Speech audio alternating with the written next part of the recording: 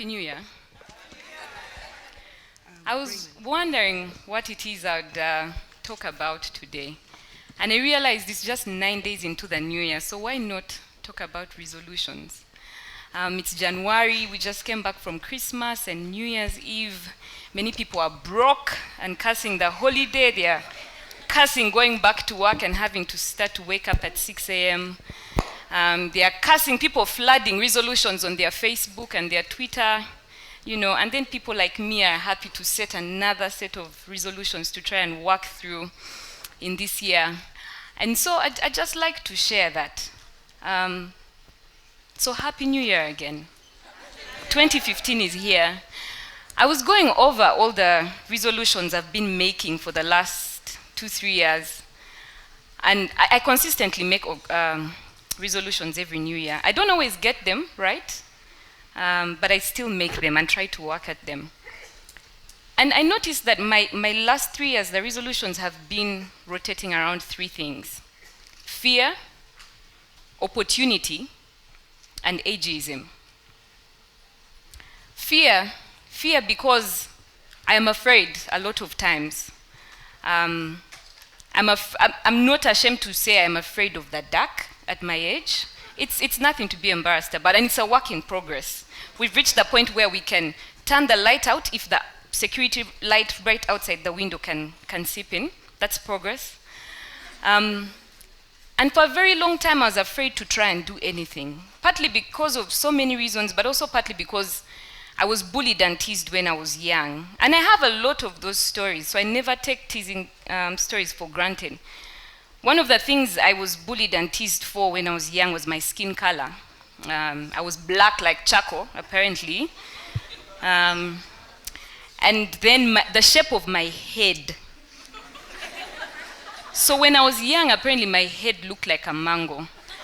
I am not sure if it still does, because I have not seen my head for a very long time. I've made sure it's completely covered. But so that made me start to think a lot about fear. And for a very long time in my life, because of some of the incidents that happened, I was afraid to try to do anything. So every year, when I start the year, I say, this year, we're not going to be afraid. We're going to embrace this fear and we're going to try, no matter what. So I hope those who are afraid to do anything, try. Opportunity. I am who I am today because a lot of people gave me opportunity. Sometimes because I deserved it, sometimes I was just really lucky. Sometimes I created the opportunity for myself. And so every year, it's important to think about where you've come from and think about where you're going. At 25 this year now, I think I've done a lot that a lot of people my age would just dream of doing. And I'm very thankful for that because people gave me opportunity. Thank you. I remember receiving my first check at 19, which is a big deal because I didn't even have a bank account then. So I had to open a bank account to bank it. And it was for a regional workshop where I was one of the trainers, youngest, of course. I hadn't yet put on a bit of weight, so I was very skinny and lanky then. And I remember the trainers had to send their bios in before the training and then go 1 week before to prepare for the camp. It was a 3 weeks camp. And everyone sent in their bio, and I was the very last one to send in my bio, and I kept wondering, oh my God, what am I doing here? There was a lady who had over 50 years of experience doing God knows, I know what was journalism and training, and her CV was like 18 pages. And then there were, top people that everyone knew in Uganda who were there as well, and people kept sending in their bios, and I was like, oh, nice to meet you, and what? And then there was me, who sent in my bio, Irene Ikomu. Currently, she's going to, Makerere University to study law. She's been interested in debate, and she traveled to South Africa to debate. So now she's here. And the reaction was interesting, and I never even asked if I would get paid, but they paid me, and they paid me at a consultant's rate. I kept the check for 3 months. 1, to give me time to open an account, but 2, I didn't know how to bank it, and 3, who would pay me that amount, And so I was very thankful that the people always gave me opportunity. Of course, with recognizing opportunity, you have to recognize that sometimes there's wrong opportunity. Not everything that comes your way is something you should jump on. Lastly, ageism. Ageism is the most discriminated against ism. You know, because everyone talks about racism and sexism and classism, no one ever talks about ageism. And for those who don't know what it is, it's, you know, discrimination based on your age. And the people who suffer the most are either people who are really young or people who are really old. And having started to work early, I've been, let me say victim, but victim sounds heavy. But I've had to experience what ageism is like. And so, for the last couple of years, I make a resolution that one, I'm going to try and create opportunity for young people, but two, I will try to give young people a chance. Where I work, for example, if you're a young person, there's no requirement to have had experience. You just need to have the zeal and the passion and the interest. And so half the staff came directly from university degrees without any experience because I'm trying to fight ageism. And ageism could come from other people. But you know, there are times when ageism comes from within because you start to look at yourself and say, you know, okay, I'm 19. When I grow up, I want to be a minister. When I grow up, I want to start a business. What are you doing now?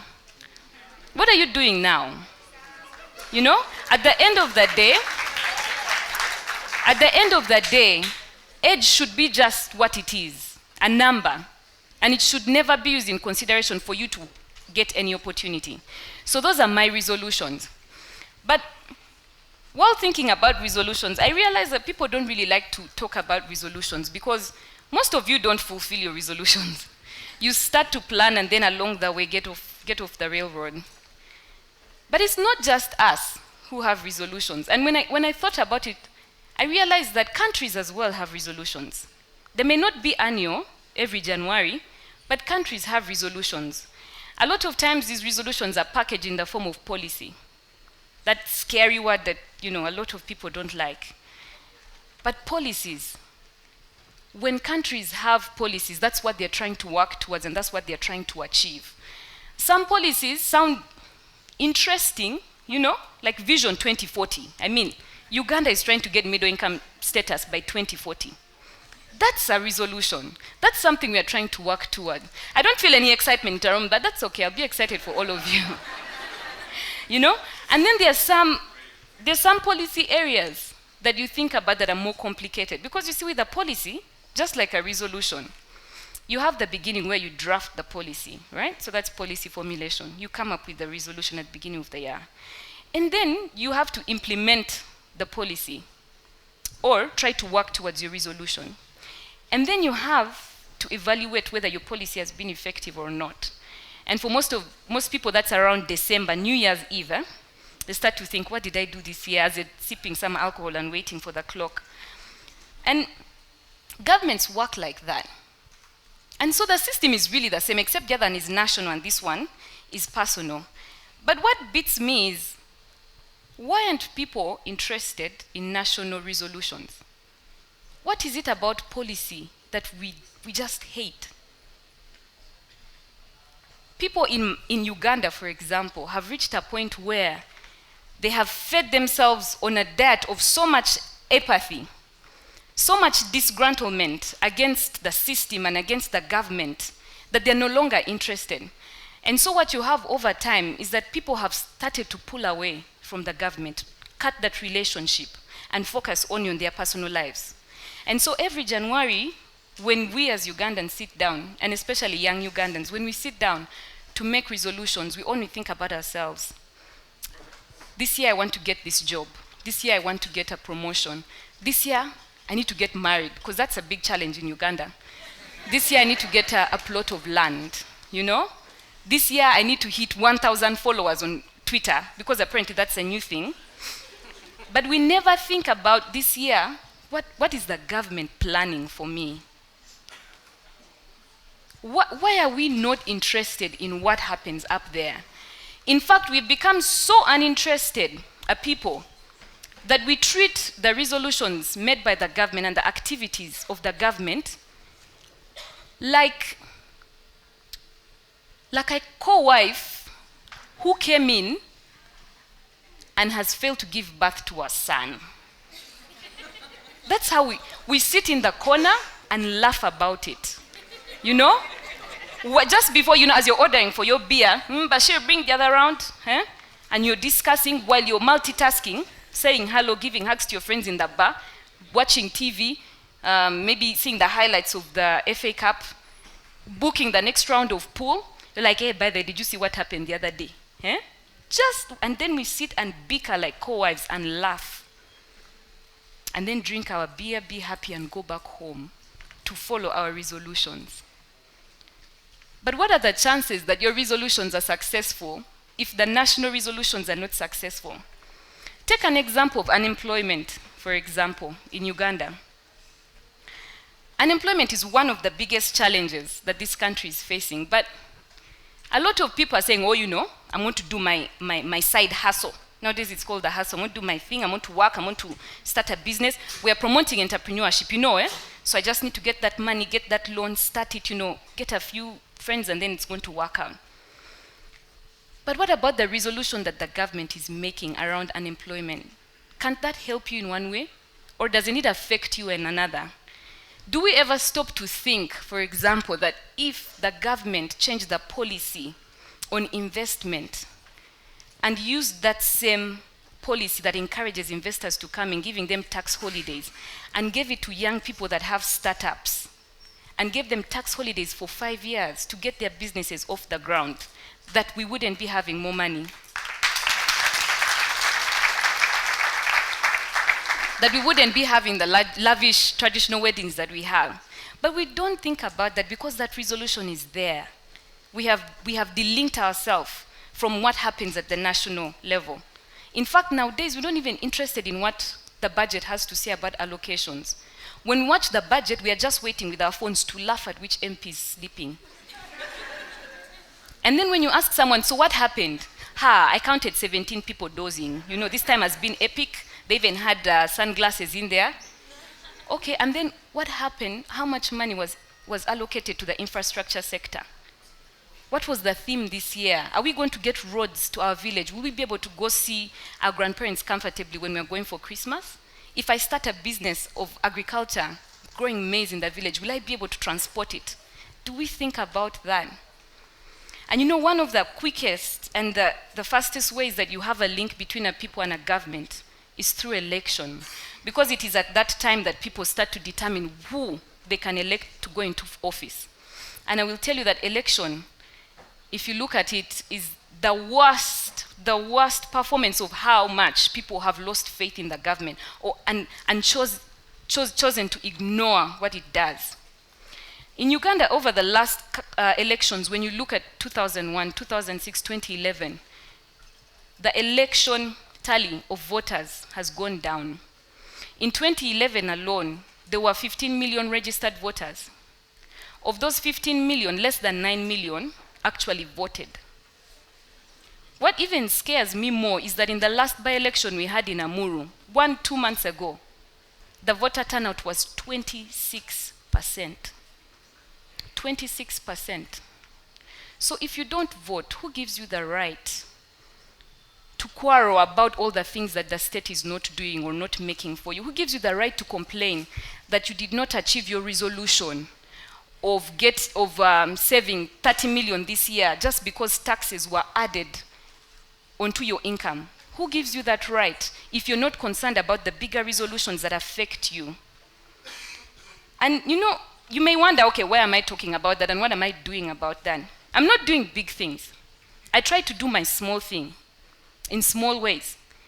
At one point, I and a couple of friends started a non-profit that taught debate, that taught policy debate, that tried to encourage young people to take interest in some of these things and imagine what they would be as a leader. It was really nice and enjoyable. We got to travel the country and have per diem and teach debate. I mean, who wants a job other than that? And now when we look back, the young people we trained who are in high school, who are at university now, are the people standing in the guild presidency, are the people standing to represent their halls, and the people interested in what is happening because they took up that interest. At some point, a friend and I tried to start an online radio to get more people to discuss things, and it horribly failed. horribly, but I'm starting to get used to failure. It's part of the journey.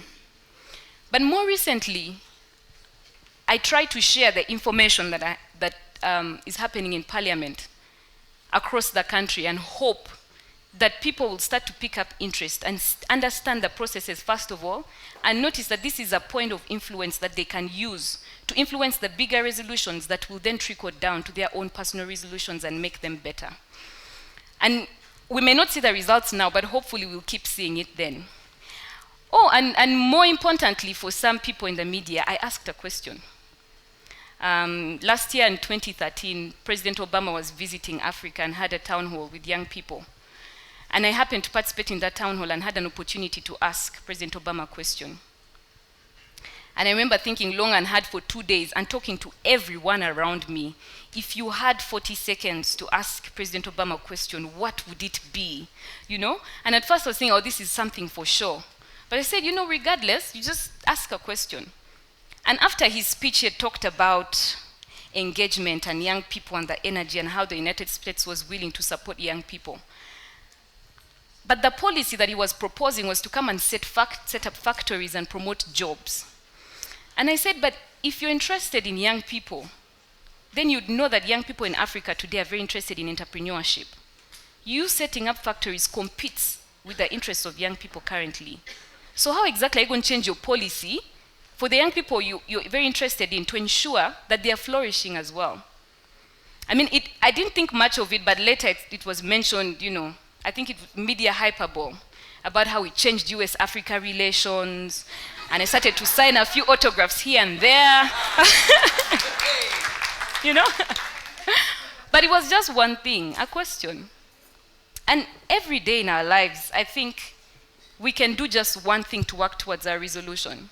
You see, you need to look at national policies and compare them to your own personal policies. Look at unemployment. Unemployment is like having excess fat.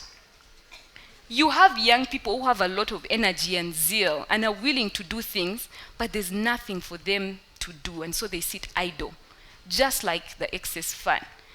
But if you want to get that fat active, you need to work out, you need to exercise, you need to do the work. And so if you want your government to improve and give you the services that you want, you need to work for it. You can't just talk and complain about it. You need to demand for better services. If you don't like corruption, don't pay a bribe. If you don't like littering, don't throw a bottle or pick up that bottle. We don't all have to be the politicians to change the big things, but we can change this country in small things. And while I know, 2015 has already started and you've probably already had your resolutions, the one thing I will ask you for 2016 is that have one resolution. Go and vote. Go and vote. It's national elections next year, 2016, and we get a chance to choose who represents us in Parliament. Go and vote. Go and pick that one person you're interested in. It may work, it may not work, but go and vote. Do one thing that contributes to the bigger resolution. And then go back in February and tick off that resolution for that year. You'll have done something. Thank you.